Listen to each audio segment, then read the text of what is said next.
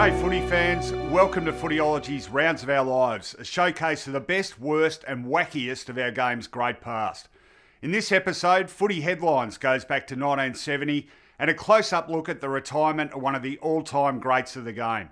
We've got more instalments of great umpiring decisions and On Fire, and our match of the week is a closely fought final from the 1980s. But let's start in 1970. It's the 2nd of May, and after a record 321 VFL games, Footscray legend and captain coach Ted Whitten is about to hang up his boots.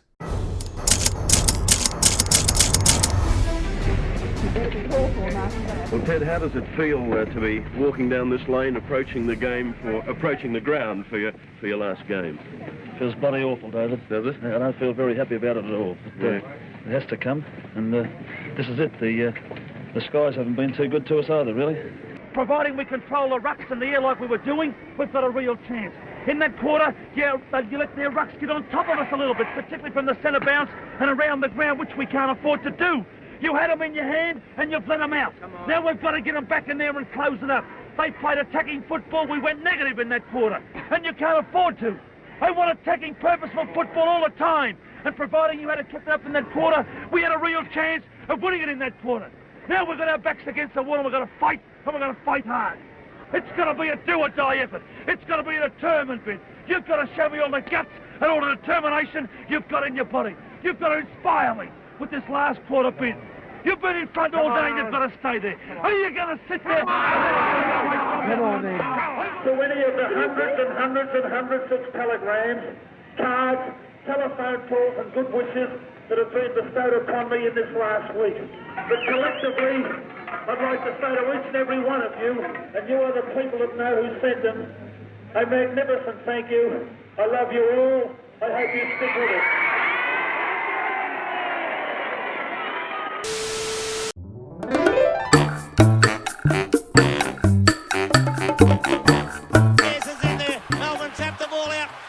With a hand pass out wide. It's a free kick to Melbourne. Call play on by the umpire. Well, that non-call on Melbourne's Stephen Newport came at a critical time of the 1987 preliminary final. Perhaps yet another what-if for the Demons on a day they blew a series of golden chances to move into a grand final. Time now to check out On Fire, where we recall a great individual performance from a player. And this one goes back to 1978. It's round 8, the venue is the old Lake Oval, and as South Melbourne beats up on a hapless St Kilda, Peter Morrison is enjoying a feast, finishing this 99-point drubbing with 35 disposals and 3 goals. Let's have a look.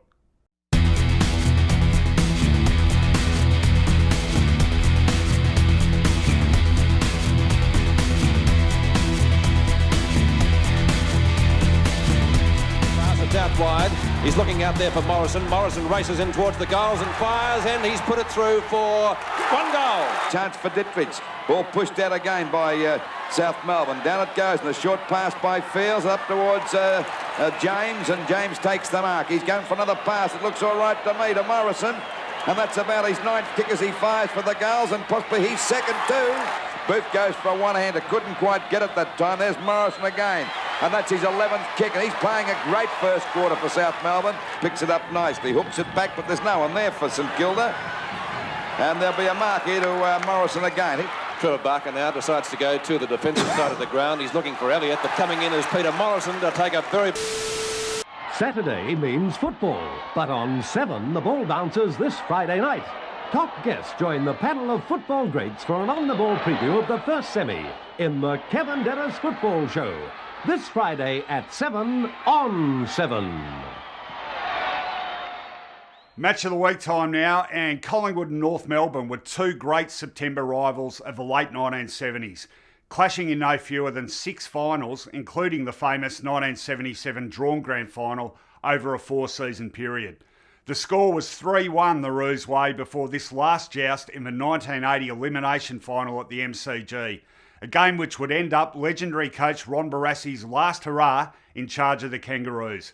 Let's go to the action. Craig Davis, hand passes a bad one over towards Schimmelbusch, up towards half forward, and the mark taken by Glenn Denning, who has moved to half forward after half time. About 50 metres out on a slight angle. Then he comes for the kick. Going very close, it could be through. It's a goal. Great start for North Melbourne in the last quarter, and they're starting off as they did in the third quarter. So in Sevens Big League, the score, Collingwood 11 goals, 17-83, North Melbourne 12-6, 78. Away from him, only into the arms of Keith Gregg. Gregg coming to life in the final quarter with a long kick down towards the full forward position. Brightis is there with Morris. Morris goes over, Brightis gets the ball on the hop. In he comes, fires it, goals. North Melbourne in front of it's a goal. It is. Brightis' third goal. So in Sevens Big League, the score, Collingwood 11 goals, 17-83, North Melbourne 13-6, 84. Ireland in front of Doug Smith to take the mark. Collingwood behind by 1 point in this elimination final, trying to get the ball moving quickly, and they get it to Peter Moore, one of their faster players, more towards the forward pocket. That's a marker low. The distance should be no problem, but accuracy certainly will count. Ian Lowe fires at the goals, and it's gone through, I think. Wait for the goal umpire. 4 points. Collingwood back in front. What an elimination final. Gary Dempsey. Back it comes towards Moore. He got the knockout, but not a good one. Grabbed here by Wilson. A bad hand pass out towards Ricky Barham. He looks as though he's got a bit of a limp up there too as he finally kicks the ball well down there looking for Lowe again. He's got it. Oh, golly, Lowe's got a chance to put him 11 points in front. It'll be a very valuable goal if he can get it. It'll restore their lead that they had at three-quarter time. There's the shot by Lowe, and that's right through the middle. It's 11-point lead to Collingwood again. The ball first, says the umpire, Atkin. Not a good hand pass. Here's the man of the match, Peter Moore. Oh, beautifully done, like a rover, and a long kick up towards the full forward position. And it's a mark! Davis! Well, we'll give that to Peter Moore. Even if that was Davis a beautiful sidestep, Peter, wasn't it? Wasn't it magnificent? Well, a little guy couldn't have done it any better than that. No, I said like a rover, but Craig Davis, a former full forward from 10 metres out, puts it through for 4 points. Collingwood go further ahead. Is it the day of the Magpie? They're all juggling the ball as Wilson comes out of the pack now and gets it back towards that wing position. It beats about 4 players. There's Schimmelbusch. He's going to run to an open goal. This looks dangerous. He's grabbed. Umpire said play on. He wanted to do too much. Picken picks it up over towards McCormack. And Collingwood get it away from the danger zone at the moment. There we see coming after it is Keith Gregg. He's grabbed 2, but he's clear. And Gregg's going to have a putt shot for goal. No, a hand pass back here. Can Wright have a shot for goal? It's coming around. It's a goal. Oh, it's 9 points the difference now. He's run about 35 to 40 metres now, Andrew Ireland. The kick not such a good one, dropping short, taken by John Law, and there's the siren. Collingwood are into the first semi-final, and you'd think that they'd won the premiership here at the MCG. And so North Melbourne and their coach, Ron Barassi, will bow out the season 1980. Of course, it means curtains for Ron Barassi. That is his last, well, it would be his last match with North Melbourne. There we see him walking around the ground with the John Dugdale and Max Richard, the chairman of selectors, and of course John Dugdale, one of the greats of North Melbourne, and now the coach of the reserve side. And Barassi coming into the North Melbourne race would be a very disappointed man. He'd hate to go out of the final series on a note like that, losing to Collingwood in particular, I would say. And that's his last game with North Melbourne. And there's a funny old saying there, but I don't think that's fair because he's been a great man for North Melbourne. That's it for this week, but before we go, we're calling for your input.